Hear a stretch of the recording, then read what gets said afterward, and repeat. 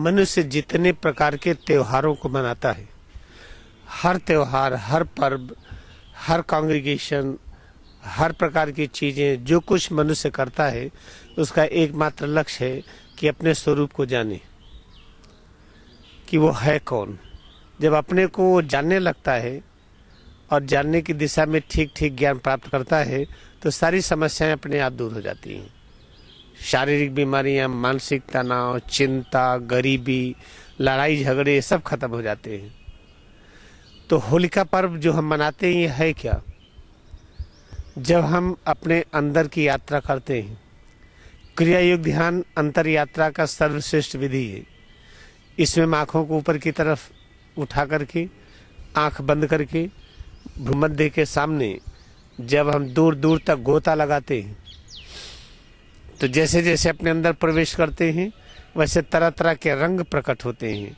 अगर उन रंगों के साथ हमारी एकता स्थापित हो, हम उनके साथ और जुड़ने का अभ्यास करें, तो हम जीनियस होते जाते हैं, हमारी शांति बढ़ती जाती है, शरीर का इम्यूनिटी बढ़ती जाती है, इसका स्वास्थ्य ठीक होने लगता है, हम बहुत तेजी से विकसित होने लगते हैं और हर प्रकार का ज्ञान अपने आप आने लगता है।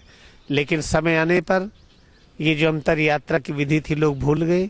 इसलिए होलिका पर्व रंगों का त्योहार मनाने लगे, बजाय कि हम आँख बंद करके जो रंग दिखाई पड़ते हैं, जिन्हें आध्यात्मिक तरंगे कहते हैं, उसमें गोता लगाने के स्थान पर हम बाहर रंगों से खेलने लगे। पिचकारियों में रंगों को भर भर करके एक दूसरे को हम सुशोभित करने लगे। ये क्या है? रिचुअल्स, ये बच्चों का खेल।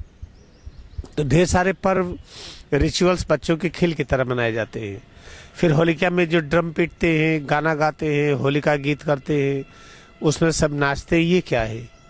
जब अंतर यात्रा करते हैं, आँखों की ऊर्ध्व दिशा देकर सिर और रीढ़ के अंदर जब मन को प्रवेश करते हैं, फिर कान को बंद करके जब हम गहराई में अंदर की तरफ जाते हैं, तो तरह तरह के संगीत सुनाई पड़ते हैं।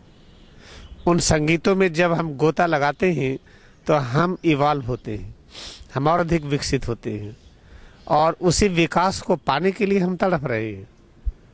लेकिन ये जब अंतर यात्रा की ये बात हम भूल गए, तो बाहर एक संगीत के रूप में होलिका पर्व मनाने लगे। फिर ये रंगों का त्योहार, ये गीत का त्योहार, ये संगीत का त्योहार, ये खाने पीने का त्योहार, इस तरह से उस एक महान पर्व को हम एक बच्चों की तरह खेलने लगे। लेकिन उस समय आने में देर नहीं।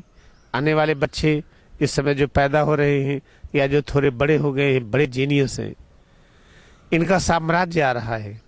बहुत जल्दी ही आध्यात्मिक क्रांति होगी। जितनी चीज़ें हम नहीं जानते थे आध्यात्मिक क्षेत्र में, उसको बहुत अच्छी तरह से जानने लगेंगे। आने वाला समय बहुत ही सुनहला है। इसमें हर त्योहार का वास्तविक स्वरूप अपने आप प्रकट होने लगेगा।